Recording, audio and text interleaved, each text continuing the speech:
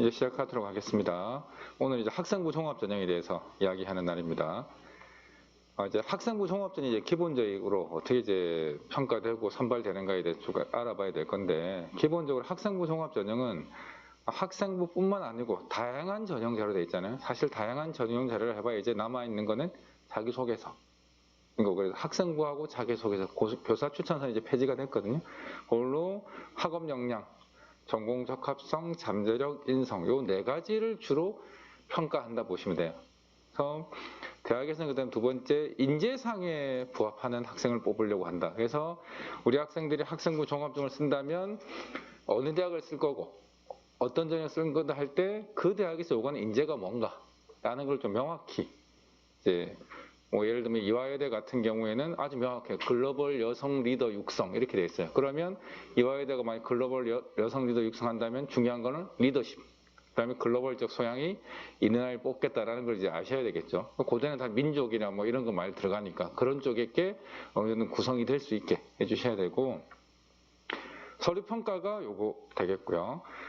그럼 자기소개서 온라인 접수 및 유사도 검색을 해요. 그래서 혹시나 네이버 같은 데서 좋은 자소서를 그대로 뺏기게 되면 100% 유사도 검색에 걸리고 탈락의 위험성이 있어요. 그래서 자기소개서는 훌륭한 걸 보더라도 그냥 거기서 이런 식으로 쓰는구나 정도만 아셔야지, 그걸 가지고 좋다고 내 거로 만들겠다면 5% 이상만 넘어가도 유사도에 걸리거든요. 이제 올해부터 글자 수가 또 많이 제한됐잖아요. 5% 같으면 100자인데 100자면 A4 용지라면 2줄밖에 안 돼요. 그것만 비슷해도 걸리게 되기 때문에 그걸 주의하셔야 되고, 그다음에 면접이 있는 전형이 있고 면접이 없는 전형이 있겠죠. 면접이 있는 전형은 면접에서 당락이 바뀔 가능성은 한 30% 정도 보통 된대요. 그러니까 10명이 있으면 10명을 뽑으면 1등부터 한 6등 정도까지는 크게 안 갈리고 7, 8, 9, 10등부터 뭐 10몇 등 요 사이에 왔다 갔다 하고 그런 경우들을 많이 보이고, 그다음 수능 차지학력이 있는 대학이 있고 없는 대학이 있으면 수능 차지학력이 있는 대학은 당연히 수능 창제 맞추는 것도 매우 중요한 요소가 될 수밖에 없는 겁니다. 주요 특징 보시면 학생부 종합전형 주요 특징은 첫 번째, 서류 면접은 다양한 전형 요소를 활용한다. 다양한이라는 표현을 쓴 이유는 뭐냐면 교과 전형에서 보는 건 딱 하나밖에 없잖아요. 뭐 보죠? 성적, 교과 내신. 정시에서는 수능 성적. 논술은 뭐 교과도 보고 차제도 보겠지만 논술이 제일 중요한 요소인데, 학생부 종합전형에서는 서류도 보고 내신도 보고 면접도 보고 다양한 것들을 본다. 이렇게 보여서 어느 하나 가지고 야가 됐다 안 됐다 판단하기는 어렵다는 거고, 그다음에 요즘 정확하게 다단계 평가를 하게 됐어요. 최소 2명 이상. 한 명이 평가하는 게 아니고 적어도 사정관이 최소 2명 이상은 들어가서 평가를 보통 하게 의무화되어 있어요. 공정성 때문에 그렇게 되어 있고, 그 다음에 학교생활 충실도를 학생부 자기소개를 통해 정성평가라고 되어 있잖아요. 정성평가에 좀 반대되는 개념이 정량평가. 정량평가를 하는 대표적인 전형이 교과전형. 그리고 정성평가는 그래서 평가자의 주관이 어느 정도 들어갈 수가 있다라고 생각하셔야 되죠. 그래서 아까 말씀드린 네 가지, 학업 역량에서 최소한의 기초 수학 능력은 있어야 돼요.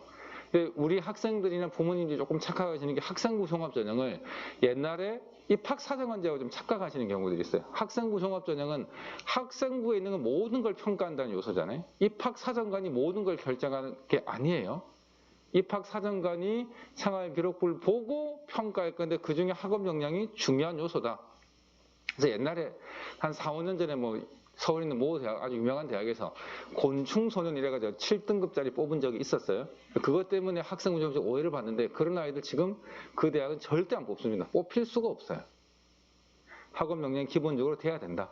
아무리 우리가 소위 말하는 비교과가 뛰어나더라도 그 대학에 오는 학생들의 내신 성적과 비슷한 궤를 가지고 있지 않다면 뽑힐 가능성은 없어요. 그다음 전공적 학성. 전공적 합성을 하면 우리 부모님이나 아이들은 너무 좀 미세하게 세부적으로 들어간다 해야 되나? 고등학교 교육과정에서 만약에 상경계를 진학한다 했을 때 어떤 학생들은 경제 동아리를 들어갈 수도 있고, 어떤 학생들은 경영 동아리를 들어갈 수도 있고, 어떤 동아리는 국제 통상 동아리를 만들어 들어갈 수도 있어요. 근데 그 세 개가 과연 다르냐? 저희들이 봤을 때는 똑같아요. 왜냐하면 고등학교에서는 그런 걸 구분할 수 있을 만한 내부적인 자질의 능력 요소 이런 게 받쳐져 있지 않잖아요. 그래서 어딜 들어가서 활동해도 돼. 그러면 그리고 뭐 예를 들면 상경계열 각에서 내가 이제 CEO가 되고 싶다. CEO의 제일 큰 중요한 요소가 리더십. 리더십 뭐 학교에 열심히 하면 잘 나오겠죠. 또 뭐 있을까요?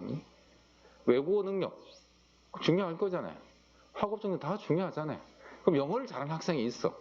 그러면 영문과 갈 수도 있고 경영학과 갈 수도 있죠. 영어 잘한다고 영문과 가고 영어 못하니까 영문과 말고 딱 이런 게 아니에요. 다양한 요소들이 반영될 수 있는 거고 여기 계열이란 표현이 돼 있잖아요. 그래서 너무 좁게 해석하시지 말고 조금은 넓게 해석해 주시는 게 좀 좋을 것 같다. 그다음 발전 가능성은 뭐냐면 우리 아이들이 제일 착각하는 게 또 공대 기계공학과를 갈 거예요. 그러면 예를 들면 사회 과목 할 필요가 있을까요? 없을까요? 그래서 특정 과목들을 좀 버리고 포기하는 특히 자연계열 아이들 같은 경우에 제2외국어 같은 거를 뭐 조금 소위 말해서 좀 버리는 경우들이 많이 있어서 그러면 이 아이는 자기가 원하는 것만 하고 원하지 않는 거 하지 않는다는 아이로 비춰질 수도 있는 거잖아요. 그렇죠? 생물학과 갈 아이가 영어 잘하는 거 엄청나게 큰 도움이 될 수 있어요. 왜냐하면 아마 대학교 가고 대학원 가게 되면 대부분의 전공책들이 이제 영어로 쓰여져 있을 거잖아요. 그러면 영어가 잘한다면 이 아이는 그 생물에서 큰 도움이 될 수 있기 때문에 발전 가능성에서 충분히 도움이 될 수 있는 거예요. 그다음 인성은 우리 아이가 너무너무 착한 아이예요.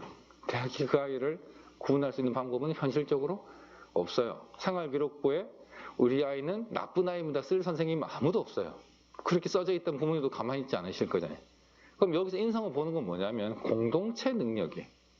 우리 아이가 다른 아이들과 어떻게 어울려서 학업을 이끌어갈 수 있는가, 사회에 더불어 살아갈 수 있는가, 협업 이걸 보여줄 수 있는 거였는데 봉사 시간이 많다고 개인 봉사도 있을 수 있는 거잖아요. 그게 엄청나게 우월한 그걸 가지고 있다고 보기는 조금 어려울 수도 있어요. 그러니까 그 부분들을 충분히 고민을 좀 해보시고 이런 걸 좀 가져가야 된다. 그래서 봉사활동이 몇 시간 해야 돼요? 얼마나 중요합니까? 제가 봤을 때는 그게 엄청나게 중요하지 않아요. 봉사활동 하더라도 우리 아이가 공동체 역량이 있는가 없는가, 다른 사람과 잘 어울려 갈 수 있는가 없는가, 그런 것들이 더 중요하고 그런 걸 드러낼 수 있는 활동들이 더 중요하다라고 보시면 되겠습니다. 그래서 뭘 볼 거냐? 아까 제가 이런 거 본다 그랬잖아요. 그죠? 여기 있는 거는 이제 생활기록부에 나와 있는 것들이에요. 자동 봉진이라고 하잖아요. 이건 다 아시잖아요. 그죠? 이거 당연히 볼 거고. 독서도 보고요. 행동 특성 및 종합 의견도 다 봅니다. 이런 걸 우리 보통 비교과라고 표현하고, 그럼 교과는 뭐냐? 우리가 부모님들이 생활기록부 보시면 제일 눈에 빨리 가는 게 뭐냐면 숫자 등급, 1등급부터 9등급까지 그것만 보세요.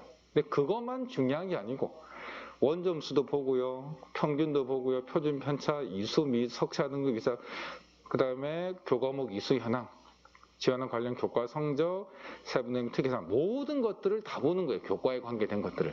이게 학업 역량인 거예요. 그래서 같은 1등급이고 같은 비슷한 내신이라도 전혀 다르게 평가받을 수도 있는 거다. 무슨 평가라고요? 정성평가. 정확한 계량 숫자적 측면을 평가자마다 다르게 읽을 수도 있다는 거예요. 정성평가하고 정량평가하고 이제 구분을 합니다. A, B 학생 2명이 있어요. 누가 더 공부를 잘해요? A가 공부를 잘한다고 해야 되겠죠. 이게 정량평가예요. 숫자로 딱 보는 거죠. A는 올 1등급이니까 숫자가 1로 표현되겠죠. B 학생은 2,111이니까 합하면 1점 평균을 하면 1.4등급. 그러면 1.4등급 아이가 절대 1등급 아이를 이길 수 없는 게 교과 전형이에요. 전형 숫자로만 보는 거. 근데 우리는 지금 학생부 종합 전형이잖아요. 정성평가라고 했잖아요. 이렇게 이제 되어 있어요. A 학생하고 B 학생이 있는데 A 학생, B 학생이 같은 학교인데 보니까 이수단위는 다 똑같은 거예요. 똑같이 했으니까. 평균 표준 면제가 원점수가 89점으로 이한 1이에요. 1학년 1학기 때. B는 87점이에요. 그럼 이 학교의 커트라인은 아마 88점이나 89점이었겠죠. 얘는 94가 1이고 93이 2예요. 그럼 커트라인은 94. 여기는 88, 91, 87, 뭐 여기 큰 대동소이 없이 계속 가는 거예요. 그죠? 근데 이 아이는 199, 100이죠. 압도적인 1이죠. 똑같이 1이지만 아마 여기는 아마 한 100명이라면 4%까지 준다면 4% 좀 너무 작나? 한 200명이나 치고 4%면 8명 준다면 얘는 한 8등쯤, 얘는 1등쯤일 수도 있겠죠. 얘는 8등이고 구둥이었을 가능성이 높은 상황. 그러면 숫자가 좀 다르게 보일 수도 있는 거죠. 그 다음에 세부 능력 및 특기사항을 보니까 성실하고 차분하게 수업을 잘 듣는 학생. 이런 말 들으면 기분 좋죠. 근데 어떻게 보면 색깔이 좀 없을 수도 있죠. 공부는 정말 잘하는 학생인데 뭔가 특별하게 특이하다, 아니면 좀 잘한다 이런 게 좀 없을 수도 있는 학생인 거예요. 그러니까 선생님이 잘한다 라는 말밖에 써줄 수가 없어요. 근데 B학생은 보니까 다른 거 같죠? 좀 더 뭘 잘하고 구체적으로 좀 써주신 것 같아요. 그 다음에 수상을 봤는데 장려인데 장려, 우량, 최우수 이렇게 됐어요. 이렇게 보면 어떨까요? A 학생이 나와요? B 학생이 나와요? 만약에 주관적 판단을 들어간다면 B 학생이 나올 수도 있을까요? 근데 이 학교에서 학업 역량을 우리는 1.5등급 이내는 다 똑같은 걸로 본다라는 내부 규정을 두고 있다면 학업 역량 똑같잖아요. 1.4와 1.1은 1.0은 똑같은 건데 나머지 거에서 누가 압도적이에요? B 학생이 압도적이에요. 그럼 B가 될 수 있는 거예요. 교과 전형에서는 1과 1.4는 비교급이 안 되는 거예요. 근데 학종에서는 1과 1.4 다 공부를 잘하는 아이일 수 있는 거죠. 어떤 학교는 한 200명쯤 있는데 한두 명만 공부를 잘하고 나머지 공부를 조금 처지는 거예요. 그러면 이 아이는 올 1 받을 가능성이 매우 높겠죠. 근데 어떤 학교는 정말 치열하게 내부 경쟁을 해가 1등급 받기 참 쉽지 않은 거예요. 그럼 1, 2가 막 섞이다 보면 1.4등급, 5등급 될 수도 있는 거잖아요. 근데 둘 다 A 학생도 1등일 수 있고 B 학생도 1등일 수 있는 거예요. 학교들마다. 그래서 이런 것들이 무조건 숫자로만 판단되지 않는 게 학생부 종합전형. 이거 정성평가이다. 근데 이제 밖에 나가서 이제 그냥 커피숍에서 가볍게 이야기할 때는 1등급이 떨어지고 1.4가 붙었어. 이 학교 이상한 것 같아. 이렇게 판단할 수 없다는 거예요. 숫자만 가지고 보이지는 않는다. 학생부 종합전형은 학생부 생활기록에 있는 모든 것을 보기 때문에 그걸 다 봐야 된다. 어머님도 요거만 보셔도 비학생이 될 수도 있다는 거를 생각하실 수 있을 거잖아요. 그죠? 그렇게 판단해야 된다. 그래서 A 학생보다 B 학생이 더 뽑혔을 수도 있는 거예요. 누가 됐는지는 저도 모르는 거지만. 네. 그 다음에 서로의 상호 연관성 있는데 이게 이제 늘 또 저희들이 강조하는 건데 질문, 이제 네이버 밴드 우리 길마중 있잖아요. 거기 늘 자주 올라오는 질문이 뭐냐면 우리 아이가 이런 훌륭한 일을 했는데 학교에서 한 게 아니라서 생활기록부에 안 적혔어요. 자소서에 적는 거 어때요? 물어보셔요. 그럼 우리는 어떻게 대답해야 될까요? 적을까요? 말까요? 안 되는 건 아니에요. 적을 수 있어요. 적을 수 있는데 문제는 뭐냐면 그걸 누가 증명해줘요? 생활기록부는 50년 동안 보관되는 국가기록물이에요. 그걸 한자라도 정정하려면 학교에서는 성적관리위원회를 거쳐서 고쳐야 돼요. 그 정도로 공인된 기록물이에요. 근데 자기소개서는 우리 아이가 적은 거잖아요. 그게 진짜인지 아닌지 검증할 수가 없어요. 그 검증한 자료가 어딨냐면 생활기록부에 있는 거예요. 그러면 생활기록부에서 내가 제일 보여주고 싶은 걸 어디에? 자기소개서에 적어야 돼요. 근데 우리 아이들은 생활기록부는 있는데 못 보여주는 뭔가 있으면 그걸 적어주는 거예요. 그럼 대학들은 그걸 봤어요. 이건 훌륭하긴 한데 누가 검증해줘요? 증명은 아무도 못 하잖아요. 그럼 이 자소서는 가치가 없는 거죠. 볼 이유가 없는 거지. 대학들은 증명이 안 되는 건데 여기서 이거는 성적이고 학생을 뽑는 거잖아요. 객관화시킨 정성평가지만 객관화해야 되는데 서류가 증빙되지 않는 거를 믿기엔 참 어려울 수 있죠. 그래서 자기소개서는 생활기록부에서 내가 꼭 보여주고 싶은 거를 나의 언어로 적는 거예요. 생활기록부 누구의 언어로 적혀 있어요? 선생님의 언어. 선생님은 관찰하시고 평가한 거잖아요. 자기가 직접 한 게 아니잖아요. 근데 자기소개서는 누가? 한 내가 왜 이걸 어떻게 했고 얼마나 열심히 했고 나에게 얼마나 소중하다는 것을 주관적으로 써주는 거죠. 생활기록부에서 안 보이는 면을 자소서에서 보여주는 거잖아요. 그래서 서로 어떻게 돼야 돼? 연관성이, 개연성이 있어야 돼요. 없이 자기소개서만 딱 나가면 별로 의미가 없어지는 거죠. 이해되시겠죠? 그래서 지금 제가 간단히 이제 말씀을 드렸는데 화면 한번 보시면 제가 쭉 이 화면이 제가 봤을 때 제일 학생부 종합전형을 잘 설명해주는 화면인 것 같아요. 이걸 이제 제가 설명을 많이 드리는데 어떻게 해석하시면 될 것 같으세요? 여기서 제일 중요한 건 뭘까요? 베이스가 있잖아요. 베이스가 뭐가? 교과 활동과 교과 세분의 특기성. 성적 좋아야 되고 성적이 좋으면 요새 성적을 잘 받으려면 100%가 들어가면 중간고사 보통 30%, 기말고사 30%, 보통 우리 수행평가라고 그러죠. 과정평가가 40%. 과정평가 언제 해야 돼요, 이제? 집에서 해올 수 없잖아요, 다 어디서? 수업 시간에만 해야 되잖아요. 그러면 교과활동 선생님이 관찰 평가한 거면 여기에 적을 수 있는 거예요. 온전히 수업 시간에 관찰 평가한 게 다 적히는, 이게 제일 중요한 거예요. 이게 있은 다음에 뭐가 있어야 돼요? 수상도, 자율도, 동아리도, 봉사 이런 게 다 있어야 되는 거예요. 근데 우리 아이들은 제일 뭐에 관심이 있냐면 여기. 부모님들 어디에 제일 관심 있으세요? 여기? 이게 아니고 여기에 제일 관심이 있어야 돼요. 그래서 상담을 저희들한테 오시면 저희들이 제일 먼저 눈이 가는 데가 어딜까요? 교과 성적. 세특 보기에 너무 양이 많으니까 일단 교과 성적 어느 정도 되는 거 보고 그 다음에 세특을 좀 더 많이 봐요. 이유는 학업 역량이 제일 중요한 요소일 수밖에 없는 거예요. 학생부 종합전형이니까. 그죠? 그다음 수상 성적 경이 얼마나 중요하나 물으시는데 수상이 이제 몇 개 들어가요? 한 학기에 한 개. 총 5개만 들어가죠. 이제 들어가는 게 확정이 됐거든요. 5개 들어가는 방식이 어떻게 돼 있냐면 조금 있으면 1학년, 이제 3학년 학기 끝나고 나면 집으로 가정통신문이 올 거예요. 생활기록부에 수상란에서 어떤 거 넣으실 거예요. 그래서 체크해가 부모님 사인해가 학교로 보내면 선생님이 생활기록부에 들어가서 거기에 클릭을 해주실 거예요. 그럼 그게 학교로 가는 거고 못 바꿔요. 학교마다. 정해질 거예요. 그럼 한 학기에 한 개예요, 수상이. 수상이 한 학기에 한 개라는 의미는 얼마나 중요할까요? 수상은 엄청 중요할까요? 덜 중요할까요? 적당할까요? 학교마다 좀 트렌드가 있어요. 어떤 학교는 수상을 그대로 놔두는 학교도 있는데 어떤 학교는 수상을 많이 없애는 추세예요. 왜 수상을 없애냐면 수상을 하면 그 수상한 학생은 생활기록부에 수상란에 적혀요.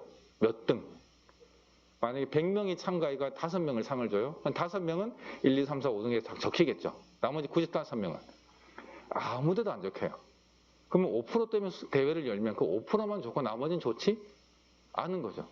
근데 수상을 안 하면 영어 말하기 대회를 했는데 영어 말하기 축제를 열었어요. 그래서 영어 말하기를 자유롭게 했어요. 팀별 구성회가. 그걸 했을 때 그거를 어디에? 영어 교과 세특에 적을 수도 있고 학교 행사 활동에 적을 수도 있고 진로에 적을 수도 있어. 어떻게 구성에 따라 학교마다 다를 거니까 그렇게 하면 100명한테 다 적어줄 수 있는 거예요. 학교 입장에 생기부를 풍성하게 하는 방법은 수상을 늘리는 것보다 그런 창의적 체험을 늘리는 게 훨씬 더 중요할 수도 있는 부분이에요. 그래서 수상을 하는 난이 훨씬 더 줄어들었을 가능성이 있어요. 물론 그래서 5학기 내도록 한 개씩 다 있는 학생들도 있을 수 있고 한두 개밖에 없는 학생도 있을 수 있는 거예요. 그렇다고 이 한두 개밖에 없다고 이 아이가 수준이 낮다. 5개 있다 수학이 너무 높다. 이렇게 판단하기는 어려울 수 있는 거예요. 수상의 질도 다 봐야 되고 하니까. 그렇다. 봉사활동 작년도 코로나였고 올해도 코로나인데 많이 할 수가 없는 거죠. 많이 하는 게 이상한 상황인 거잖아요. 그죠? 그렇습니다. 독서활동도 독서는 책 제목하고 지은이만 들어가잖아요. 예외인 경우가 있어요. 수업 시간에 선생님이 독서활동을 같이 하게 되면 그때는 세특에다가 그 내용을 적을 수가 있어요. 중복 기록이 돼요. 유일하게. 그 내용 이외에는 독서가 안 되는 거예요. 근데 지금 1학년들부터는 없어지는 게 있잖아요. 뭐 없어지냐면 이거 없어지죠. 이것도 거의 자율활동 중에서 500점만 들어가고 많이 축소되고 독서활동 없어지게 되죠. 그죠? 봉사활동도 없다고 보시면 교내밖에 없는 거잖아요. 그래서 그럼 남는 거 뭐 있어요? 여기 하고 요거 하고 요거만 남죠. 그 다음에 이제 이거 1, 2학년 담임 선생님들이 참 중요해요. 지금 이제 행동특성 및 종합의견이 3학년 선생님들은 적으시는데 언제 적으시냐면 정시 전까지 적고 7월 달에 적으셔봐야 그건 대학에 가지를 않아요. 그래서 종합의견이 500자인데 500자 1학년 담임, 2학년 담임산만 적어주시는 거예요. 근데 이제 대학에 갈 때 추천서가 없잖아요. 그래서 1학년, 2학년 다니는 사람들이 적어지는 종합 의견이 뭐가 되는 거예요? 추천서가 되는 거예요. 그래서 1학년, 2학년 때 선생님도 엄청 중요해지신 거예요. 그래서 아마 잘 적어주실 노력하실 거예요. 그렇게 바뀌었다 하는 거에서 기본 바탕은 이거다.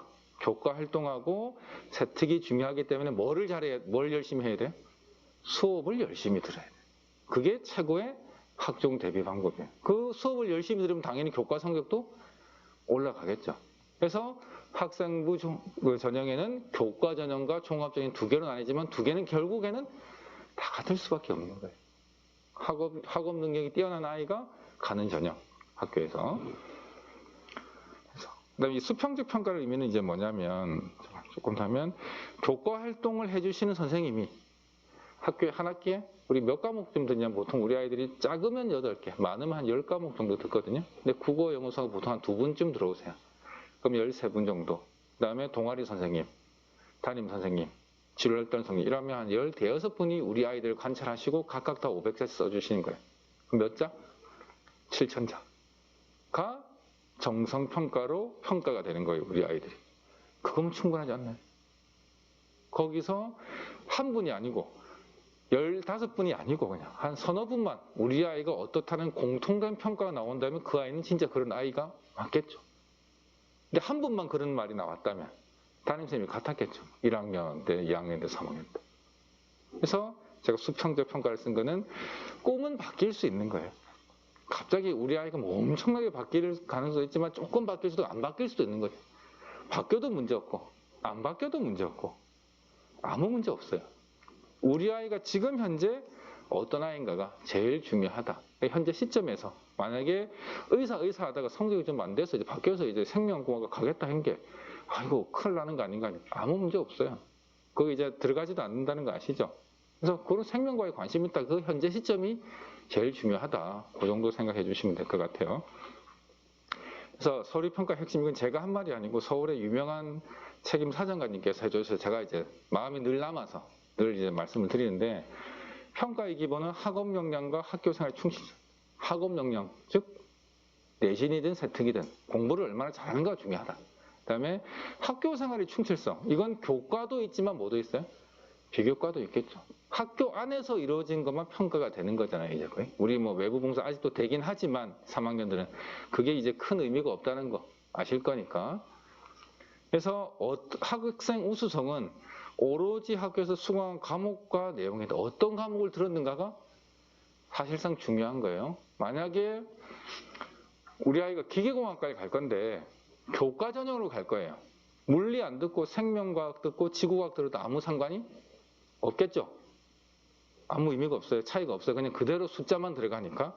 근데 만약 기계공학과 갈 아이인데 물리가 그 학교에 개설됐음에도 불구하고 안 듣고 지구과학하고 생명과학 들었다면 얘는 왜 안 들었지 생각을 할 거예요. 그럼 이제 어머님께도 이야기하시거든요. 선생님 블라인드인데 우리 학교에 뭐가 개설했는지 어떻게 알아요? 우리 알아요. 어떻게 아냐면 어느 학교 출신인지 고등학교 이름 나오지 않는데 우리 아이가 다니는 학교에 총 개설된 교과목이 나오고 그 중에서 우리 아이가 뭘 들었는지가 표시가 돼요. 그래서 총 그 학교에 뭐 우리 아이가 1, 2, 3년 동안 총 개설된 과목 뭐 예를 들면 경제학, 물리학 뭐쫙 리스트가 있고 거기서 우리 아이 들은 것만 네모가 됐든 색깔이든 다 표시가 딱 떠요. 그러면 이제 물리가 있었어요. 근데 물리를 안 듣고 이걸 들은 거예요. 물리 2도 아니고. 그럼 왜 이렇게 안 들었을란가 고민이 될 수밖에 없는 거죠. 교과에서는 아무 문제가 없어요. 그냥 가지도 않아요. 근데 종합에서는 그게 충분히 고려 대상이 될 수 있다는 거예요. 그래서 어떻게 들었는가가 보인다, 대학들이. 그래서 블라인드지만 우리 학교의 교과목이 보인다. 그래서 내가 들은 게 뭔지가 명확하게 나온다라는 거.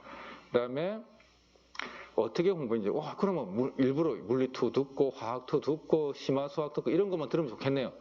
그거 열심히 들었는데 거기에 대한 성과가 안 나온다면 그게 또 큰 의미가 없을 수 있겠죠. 뭐 아주 고급 과목을 들었다고 좋은 평가를 받는 게 아니고 일반적인 과목이더라도 얼마나 열심히 진실되게 했는가가 세특에 적혀지겠죠. 그런 것들이 중요할 겁니다. 그래서 이런 걸 보고 비판적 사고력, 문제 해결력, 창의력, 탐구력을 보겠대요. 그럼 이걸 어떻게 봐야 되냐? 수업 시간에 강의식 수업이 된다면 이런 게 길러질 수가 없겠죠.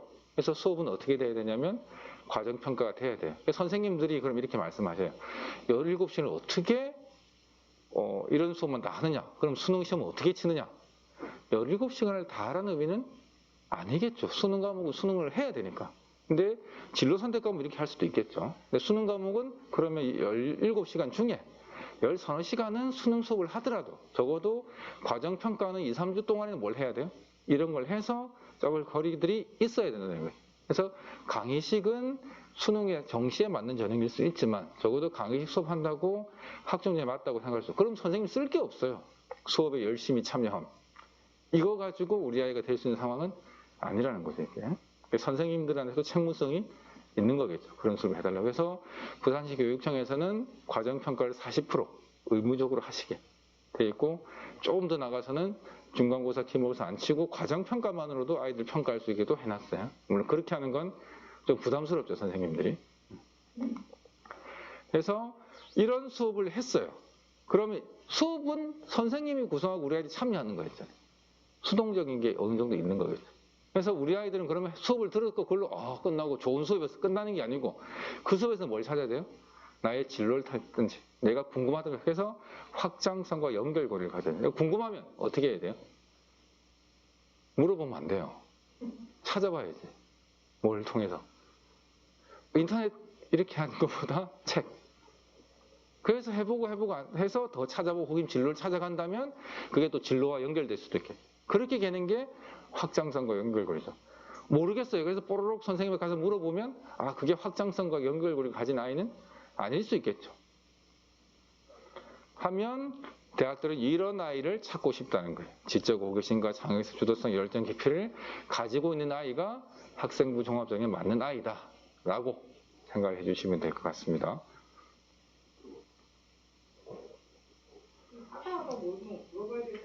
하다 모르면 물어봐야죠. 바로 물어보는 게 아니고